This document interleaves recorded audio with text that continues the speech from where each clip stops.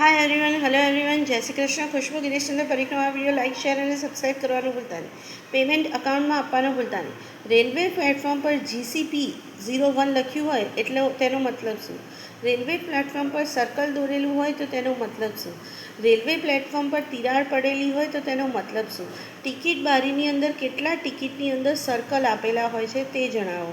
એ સર્કલનો meaning શું હોય છે, મતલબ શું હોય છે, ફાયદા કેટલા હોય છે અને આપણને કેટલા પૈસા કમાવા મળે તે ચોક્કસ જણાવજો, હોદ્દા મુજબ ને પોસ્ટ મુજબ.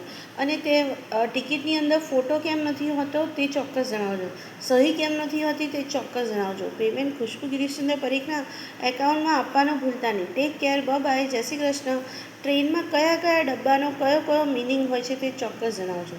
ટ્રેનમાં લાઇટ કેમ ચાલુ હોય છે, બારણા કેમ બંધ થતા નથી અને બારણા બંધ ક્યારે થતા હોય છે અને કઈ ખુલતા હોય છે તે ચોક્કસ જણાવજો.